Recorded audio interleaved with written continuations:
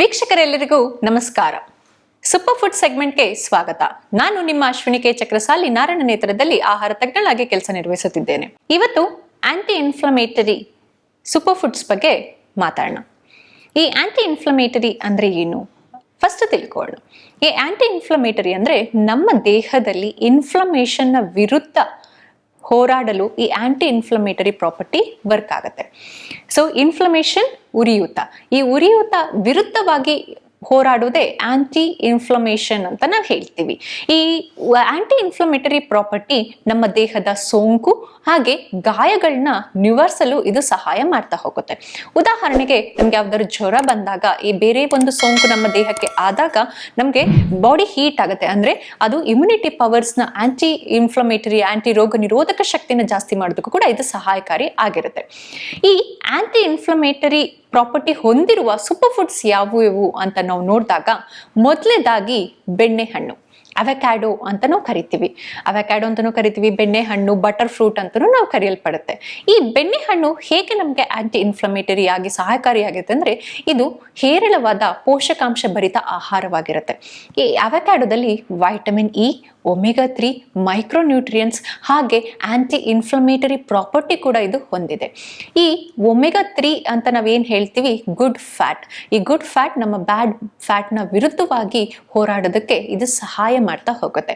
ಈ ಅವಕ್ಯಾಡೋ ನಮಗೆ ಆರ್ಥ್ರೈಟಿಸ್ ಅಂತ ನಾವು ಹೇಳ್ತೀವಿ, ಮೂಳೆ ಸಂಬಂಧಿತ ಕಾಯಿಲೆ ಅಥವಾ ಆರ್ಥರೈಟಿಸ್, ರುಮೈಟೆಡ್ ಆರ್ಥ್ರೈಟಿಸ್ ಅಥವಾ ಆಸ್ಟಿಯೋ ಆರ್ಥ್ರೈಟಿಸ್ ಸಂಬಂಧಿತ ಸಂಧಿವಾತ ಅಂತ ಏನು ನಾವು ಹೇಳ್ತೀವಿ, ಅದನ್ನ ಕಮ್ಮಿ ಮಾಡೋದಕ್ಕೂ ಕೂಡ ಇದು ಸಹಾಯಕಾರಿಯಾಗಿರುತ್ತೆ. ಅವಕ್ಯಾಡೋದಲ್ಲಿ ವಿಟಮಿನ್ ಇ ಇರುತ್ತೆ. ಈ ವಿಟಮಿನ್ ಗುಡ್ ಫ್ಯಾಟ್ ಅಂತಾನೂ ನಾವು ಕರಿತೀವಿ. ಒಮೆಗಾ 3 ವಿಟಮಿನ್ ಇ ಹೇರಳವಾಗಿರೋದ್ರಿಂದ ನಮ್ಮ ದೇಹದಲ್ಲಿ ಗುಡ್ ಕೊಲೆಸ್ಟ್ರಾಲ್ನ ಜಾಸ್ತಿ ಮಾಡ್ತಾ ಹೋಗುತ್ತೆ.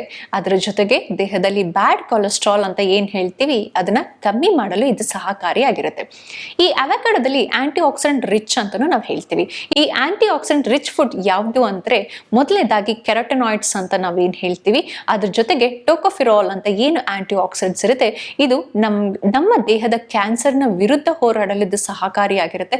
ಅದರ ಜೊತೆಗೆ ಹಾರ್ಟ್ನ ಪ್ರಾಬ್ಲಮ್ ಏನಾದ್ರೂ ಇನ್ಫ್ಲಮೇಷನ್ ಇದ್ರು ಅದರ ವಿರುದ್ಧವಾಗಿ ಹೋರಾಡಲು ಇದು ಸಹಕಾರಿಯಾಗಿರುತ್ತೆ. ಇದರ ಜೊತೆಗೆ ನಮ್ಮ ದೇಹದಲ್ಲಿ ಹೊಸ ಜೀವಕೋಶಗಳ ಬೆಳವಣಿಗೆ ಆಗ್ತಾ ಇರುತ್ತೆ. ಈಗ ಹೊಸ ಸೆಲ್ ಫಾರ್ಮೇಶನ್ ಆಗ್ತಾ ಇರುತ್ತೆ. ಆ ಹೊಸ ಸೆಲ್ ಫಾರ್ಮೇಶನ್ ಅಲ್ಲಿ ಏನಾದ್ರೂ ಉರಿಯೂತ ಅಂತ ಸಮಸ್ಯೆ, ಏನಾದ್ರೂ ಇನ್ಫ್ಲಮೇಷನ್ ಏನಾದ್ರೂ ಕಂಡು ಬಂದಲ್ಲಿ ಈ ಅವಕ್ಯಾಡೋನ ಸೇವನೆಯಿಂದ ಅದನ್ನ ಅಂದ್ರೆ ಕಮ್ಮಿ ಮಾಡಲು ಇದು ಪ್ರಯೋಜಕರವಾಗಿರುತ್ತೆ.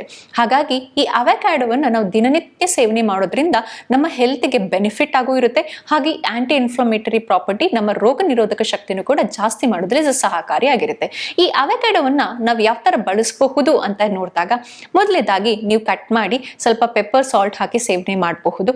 ಅವಕ್ಯಾಡೋ ಡಿಪ್ ಅಂತಾನು ನೀವು ಮಾಡ್ಕೊಂಡು ಸೇವನೆ ಮಾಡಬಹುದು, ಇಲ್ಲ ಸ್ಮೂದಿ ಒಳಗೆ ಹಾಕಿ ಸೇವನೆ ಮಾಡಬಹುದು. ಈಗ ಅವಕ್ಯಾಡೋ ಜ್ಯೂಸ್ ಕೂಡ ಸೇವನೆ ಮಾಡಬಹುದು, ಅಥವಾ ಹಾಲಲ್ಲಿ ಹಾಕಿ ಬ್ಲೆಂಡ್ ಮಾಡಿ ಕೂಡ ನೀವು ಸೇವನೆ ಮಾಡಬಹುದು.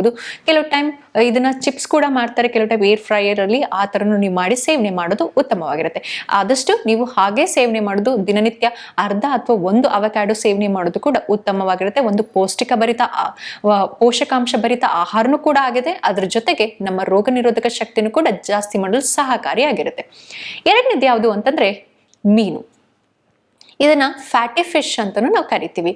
ಫ್ಯಾಟಿ ಫಿಶ್ ಅಂದ್ರೆ ಇದರಲ್ಲಿ ಗುಡ್ ಅಮೌಂಟ್ ಆಫ್ ಫ್ಯಾಟ್ ಜಾಸ್ತಿ ಇರುತ್ತೆ. ಈ ಮೀನುಗಳಲ್ಲಿ ಯಥೇಚ್ಛವಾದ ಒಮೆಗಾ 3, ಪ್ರೋಟೀನ್ ಹಾಗೆ ವೈಟಮಿನ್ ಇ ಹೇರಳವಾಗಿರುತ್ತೆ. ಅದರ ಜೊತೆಗೆ EPA ಮತ್ತೆ DHA ಅಂತ ಆಂಟಿ ಆಕ್ಸಿಡೆಂಟ್ಸ್ ಕೂಡ ಹೊಂದಿರುತ್ತೆ.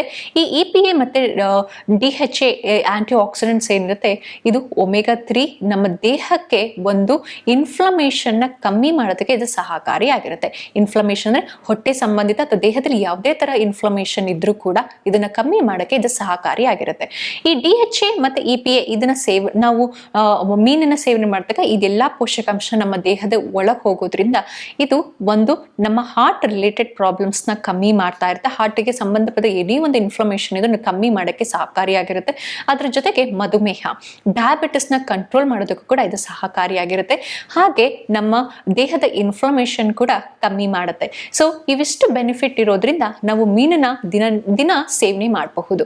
ಈ ಮೀನನ್ನ ಯಾವ ತರ ಸೇವನೆ ಮಾಡ್ಬೇಕಪ್ಪ ಅಂತ ನಾವು ಬಂದಾಗ ಇದರಲ್ಲಿ ಡಿಫ್ರೆಂಟ್ ಮೀನ್ಸ್ ಬರುತ್ತೆ. ಅಂದ್ರೆ ನಿಮ್ಗೆ ಎಲ್ಲಾ ತರ ನೀವು ಮಾರುಕಟ್ಟೆಗೆ ಹೋದಾಗ ತುಂಬಾ ವೆರೈಟೀಸ್ ಆಫ್ ಮೀನ್ ಸಿಗ್ತಾ ಇರುತ್ತೆ. ಅದರಲ್ಲಿ ಸಾಲ್ಮೊನಿಲ್ಲಾ ಅಂತ ಏನ್ ಬರುತ್ತೆ ಅದನ್ನ ನೀವು ತಗೋಬಹುದು. ಹಾಗೆ ನಾವು ಬೂತಾಯ್, ಬಾಂಗ್ಡೆ ಅಂತ ಹೇಳ್ತೀವಿ. ಈ ತರದ ಸಮುದ್ರದ ಮೀನ್ನ ಸೆಲೆಕ್ಷನ್ ಮಾಡೋದು ಉತ್ತಮವಾಗಿರುತ್ತೆ. ಅದಕ್ಕೆ ಅದರಲ್ಲಿ ಹೇರಳವಾದ ಪೋಷಕಾಂಶ ಭರಿತ ಆಹಾರ ಆಗಿರುತ್ತೆ. ಹಾಗಾಗಿ ಇದನ್ನ ನೀವು ಸಾಂಬಾರ್ ಮಾಡಿ ಸೇವನೆ ಮಾಡಬಹುದು, ಫ್ರೈ ಮಾಡಿ ಸೇವನೆ ಮಾಡಬಹುದು, ಹಾಗೆ ಬೇಕ್ಡ್ ಮಾಡಿ ಸೇವನೆ ಮಾಡ್ತಾರೆ. ಆದಷ್ಟು ಇದನ್ನ ಡೀಪ್ ಫ್ರೈ ಮಾಡಿ ಸೇವನೆ ಮಾಡೋದು ಬೇಡ. ಯಾಕಂದ್ರೆ ಇದರಲ್ಲಿ ಗುಡ್ ಫ್ಯಾಟ್ ಏನಿದೆ, ನೀವು ಡೀಪ್ ಫ್ರೈ ಮಾಡಿದಾಗ ಈ ಒಳ್ಳೆ ಗುಣ ಸತ್ವ ಇರೋದು ನಾಶಪಡಿಸುತ್ತೆ. ಹಾಗಾಗಿ ನೀವು ಡೀಪ್ ಫ್ರೈ ಮಾಡಿ ಸೇವನೆ ಮಾಡೋದು ಬೇಡ. ನೀವು ವಾರಕ್ಕೆ 2 ಬಾರಿ ಅಥವಾ 3 ಬಾರಿ ಇದನ್ನ ಸೇವನೆ ಮಾಡೋದು ಕೂಡ ಉತ್ತಮವಾಗಿರುತ್ತೆ.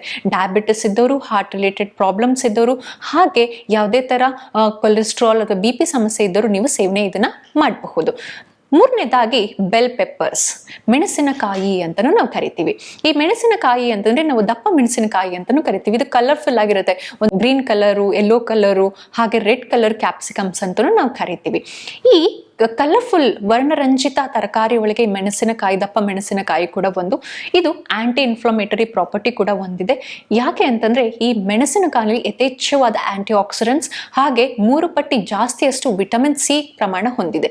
ವಿಟಮಿನ್ ಸಿ ಪ್ರಮಾಣ ಇರೋದ್ರಿಂದ ನಮ್ಮ ದೇಹದಲ್ಲಿ ಉರಿಯೂತವನ್ನು ಕಮ್ಮಿ ಮಾಡುತ್ತೆ, ಅಂದ್ರೆ ಇನ್ಫ್ಲಮೇಷನ್ ಕೂಡ ಕಮ್ಮಿ ಮಾಡುತ್ತೆ.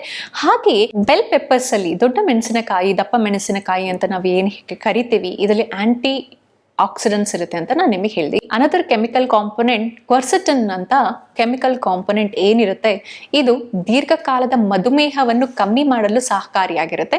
ಇದನ್ನ ನೀವು ದೈನಂದಿನ ಆಹಾರ ಪದ್ಧತಿಯಲ್ಲಿ ಅಳವಡಿಸ್ಕೊಂಡಿದ್ದರಿಂದ ಇದರಲ್ಲಿ ಒಂದು ಮಧುಮೇಹವನ್ನು ಕೂಡ ಕಂಟ್ರೋಲ್ ಮಾಡ್ಬೋದು, ಹಾಗೆ ಉರಿಯೂತ ಒಂದು ಸಮಸ್ಯೆಯನ್ನು ಕೂಡ ಹೋಗಲಾಡಿಸೋದು ಸಹಕಾರಿಯಾಗಿರುತ್ತೆ. ಹಾಗೆ ಅನದರ್ ಈ ಕೆಮಿಕಲ್ ಕಾಂಪೊನೆಂಟ್ ಇದರಲ್ಲಿ ಇರುತ್ತೆ. ಇದರಲ್ಲಿ ಸ್ಯಾಫನಿಕ್ ಆಸಿಡ್ ಅಂಡ್ ಫ್ಲೆರಿಕ್ ಆಸಿಡ್ ಅಂತ ಏನ್ ಕಾಂಪೊನೆಂಟ್ ಇರುತ್ತೆ, ಇದು ನಮ್ಮ ದೇಹದ ಇನ್ಫ್ಲಮೇಷನ್, ಉರಿಯೂತನ್ನು ಕೂಡ ಕಮ್ಮಿ ಮಾಡಿಸುತ್ತೆ. ಅದರ ಜೊತೆಗೆ ನಮ್ಮ ಅಂದ್ರೆ ಏಜ್ ನ ನಿಯಂತ್ರಣ ಇಟ್ಕೊಳಕ್ಕೆ, ನಮ್ಗೆ ಈಗ ತುಂಬಾ ಏಜ್ ಆಗದೆ ಇರೋ ತರ ನೋಡ್ಕೊಳಕ್ಕೆ ಆಂಟಿ ಏಜಿಂಗ್ ಪ್ರಾಪರ್ಟಿ ಅಂತಾನು ನಾವ್ ಏನ್ ಹೇಳ್ತೀವಿ, ಅದು ಕೂಡ ಇದು ಸಹಕಾರಿಯಾಗಲು ಹೆಲ್ಪ್ ಮಾಡ್ತಾ ಹೋಗುತ್ತೆ. ನಾವು ಈ ದೊಡ್ಡ ಮೆಣಸಿನಕಾಯಿ ಅಥವಾ ದಪ್ಪ ಮೆಣಸಿನಕಾಯಿನ ದೈನಂದಿನ ಆಹಾರ ಪದ್ಧತಿಯಲ್ಲಿ ಅಳವಡಿಕೆ ಮಾಡೋದ್ರಿಂದ ಇದು ಆಂಟಿ ಇನ್ಫ್ಲಮೇಟರಿ ಪ್ರಾಪರ್ಟಿನೂ ಕೂಡ ಹೊಂದಿದೆ. ಇದನ್ನ ಯಾವ ತರ ಸೇವನೆ ಮಾಡ್ಬೋದಪ್ಪ ಅಂತ ಅಂದ್ರೆ, ಇದು ನಾವು ಈಗ ಸ್ಟರ್ ಫ್ರೈಡ್ ವೆಜಿಟೇಬಲ್ಸ್ ಅಂತ ಹೇಳ್ತೀವಿ. ಸ್ವಲ್ಪ ತುಪ್ಪ ಹಾಕಿ, ಬೆಣ್ಣೆ ಹಾಕಿ ಬೇಯಿಸ್ಬಿಟ್ಟು ನೀವು ಹಾಗೆ ಸೇವನೆ ಮಾಡಬಹುದು. ನಿಮ್ಮ ವೆಜಿಟೇಬಲ್ಸ್ ಅಲ್ಲಿ ಇನ್ಕ್ಲೂಡ್ ಮಾಡಬಹುದು. ಹಾಗೆ ನೀವು ಸಲಾಡ್ಸ್ ಅಲ್ಲಿ ಇನ್ಕ್ಲೂಡ್ ಮಾಡಬಹುದು. ಇಲ್ಲ ಯಾವ್ದಾದ್ರು ಒಂದು ಸ್ಟಫ್ಡ್ ವೆಜಿಟೇಬಲ್ಸ್ ಅಲ್ಲಾಗಿ, ರೋಲ್ಸ್ ಅಲ್ಲಾಗ್ಲಿ ಇನ್ಕ್ಲೂಡ್ ಮಾಡಬಹುದು. ಈಗ ರೋಟಿ ಮಾಡ್ತಾ ಇದ್ರೆ, ಚಪಾತಿ ಮಾಡ್ತಾ ಇದ್ರೆ, ದೋಸೆ ಮಾಡಿದ್ರೆ ಅದನ್ನ ಸಣ್ಣದಾಗಿ ಕಟ್ ಮಾಡಿ, ಗ್ರೇಟ್ ಮಾಡಿ ಕೂಡ ಇದನ್ನ ಹಾಕೊಂಡು ನೀವು ಸೇವನೆ ಮಾಡಬಹುದು. ಎಷ್ಟು ವರ್ಣರಂಜಿತ ತರಕಾರಿಗಳನ್ನ ಅಳವಡಿಕೆ ಮಾಡ್ತಿರೋ ಅವೆಲ್ಲದೂ ಕೂಡ ರೋಗ ನಿರೋಧಕ ಶಕ್ತಿನೂ ಕೂಡ ಹೆಚ್ಚಿಸಲು ಸಹಾಯ ಮಾಡ್ತಾ ಇರುತ್ತೆ. ವೀಕ್ಷಕರೇ, ಇವತ್ತಿನ ಸಂಚಿಕೆಯಲ್ಲಿ ನಾನು ಆಂಟಿ ಇನ್ಫ್ಲಮೇಟರಿ ಸೂಪರ್ ಫುಡ್ಸ್ ಬಗ್ಗೆ ನಾನು ನಿಮಗೆ ತಿಳಿಸ್ಕೊಟ್ಟೆ. ಮತ್ತಷ್ಟು ಆಂಟಿ ಇನ್ಫ್ಲಮೇಟರಿ ಸೂಪರ್ ಫುಡ್ಸ್ ಬಗ್ಗೆ ಮುಂದಿನ ಸಂಚಿಕೆಯಲ್ಲಿ ನಾನು ನಿಮಗೆ ತಿಳಿಸ್ಕೊಡ್ತೀನಿ. ಅಲ್ಲಿ ತನಕ ನೋಡ್ತಾ ಇರಿ ಆಯುಷ್ ಟಿವಿ. ನಮಸ್ಕಾರ.